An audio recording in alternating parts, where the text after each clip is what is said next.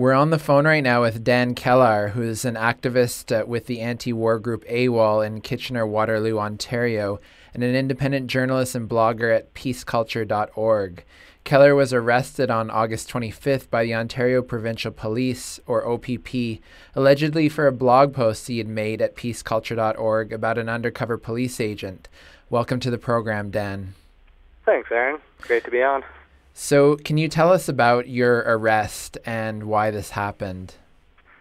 Sure. The arrest actually happened last week, last Thursday, I guess, and OPP officers were just waiting outside my house in Kitchener, apparently for hours. My neighbors told me they were just sitting out in their cars for hours. I was on my way to work here at the radio station, CKMS, and they pulled me over on my bike, identifying themselves as OPP, and told me I was under arrest for these couple charges, or 3 charges, and asked me if I knew what it was about. And I was quite confused at first, because I knew I hadn't done anything illegal for so yeah. Mm-hmm. So can you tell us a little bit more about the blog posts and about the allegations or the charges against you right now? Sure.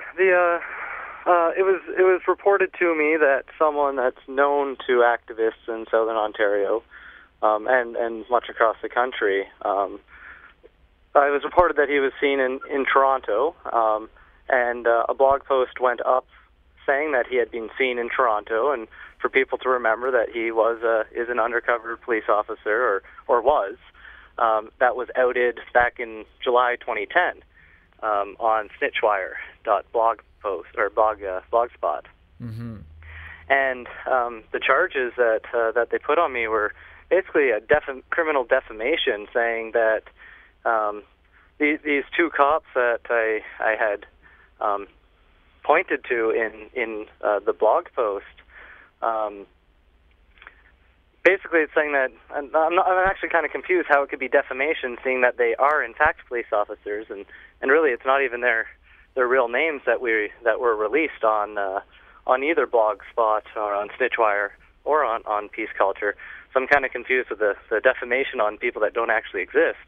And at the same point, the 3rd charge was for a counsel to commit assault, not committed, so counsel to commit assault, basically, for the rather non-aggressive writing, or at least I thought it was pretty non-aggressive writing of, I think it was spit in his footsteps and scoff at his existence if you see him, and I'm being charged with counsel to commit assault.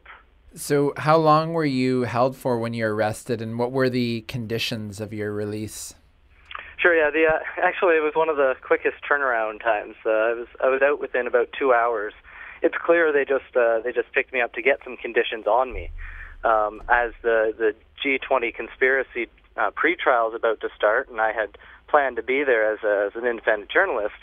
Well, one of the conditions is I have to stay 500 meters away from these two former undercover officers that had infiltrated groups in Southern Ontario, and they're going to be at court a lot. They're going to be witnesses at that, so I'm not sure how I'll be able to get to court so much. So that's one of the conditions. I have to stay 500 meters away from these 2 folks, and I also can't post on the internet about them. I can't post or cause to be posted on the internet anything about them. So basically, I'm not allowed to write about them anymore. And writing about infiltration in Southern Ontario by cops, even writing about that at this point, may be something that I'll have to check with my lawyer now before I actually print anything, because it might, we have to make sure it doesn't breach conditions. But it's kind of interesting, It's a clear attack and just criminalization of dissent type stuff. So can you talk a little bit about your arrest in the context of this crackdown against other AWOL members, and also the context on community organizers in Ontario more generally? Sure. AWOL was particularly targeted, it seems, during the crackdown around the G20. At the time of the G20, we had an infiltrator in our group for over a year that he had worked with us on various projects before we finally figured it out prior to the G20 and kicked him out. And it's clear that that kind of pissed them off that we kicked out their infiltrator, and some of this petty stuff that the cops are doing it's just textbook harassment of political organizers. We know our history. We read the books. We see how they did it in the States in the 70s, and we're seeing that kind of the exact same stuff here. Just pick people up, get conditions on them, just tie them up in the court system. So when it's time for actual resistance, everyone's so over capacity and so overwhelmed that we can't really put up a fight. And of course that's their goal, and we're seeing it right here. I mean, I can't post on the internet of certain information of people that don't really exist. At least we know their real names. So their undercover identities don't really exist anymore. So, and they're not undercover anywhere. So we're kind of confused. To come back to the substance of your blog post Sure. that I guess brought about these charges against you and police infiltration or undercover police. Of course, after the police crackdown on the G20 last year, information was brought to light about 2 undercover police who had infiltrated activist groups, so namely Brenda Doherty and Khalid Mohammed. Of course, I guess over the last few years, there's been a trajectory of police infiltration or undercover agents or agents provocateurs in demonstrations. Of course, in Montebello here in Quebec in 2007, there was a popular case that was brought to light with the G20 in Toronto last summer. So can you talk a little bit about police infiltration and the impact that it's had on organizing in Ontario, in Kitchener-Waterloo? Sure. I mean, there's the obvious impacts of, what did we do wrong to allow an infiltrator in for so long? How did we not, follow through with security culture type stuff? There's that stuff. So, our own disappointment in having allowed someone like that into our communities and into our networks. So there's the self-reflection and the disappointment in ourselves, but then there's the, how do you trust people? Who do you trust? We know that there was more infiltrators. We know that there was at least 12 from the G20 right across Canada.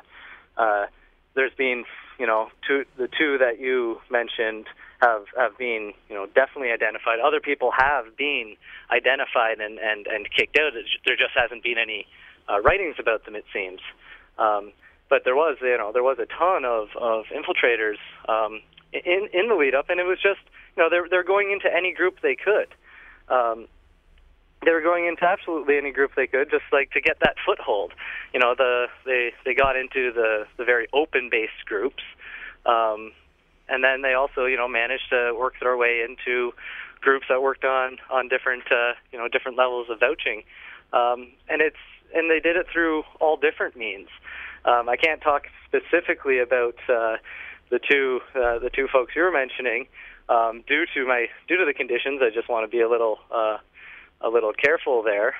But I mean the other infiltrators that were part of the Toronto that are part of the media centers at the convergences that did get kicked out, and other people that have been identified since the G20.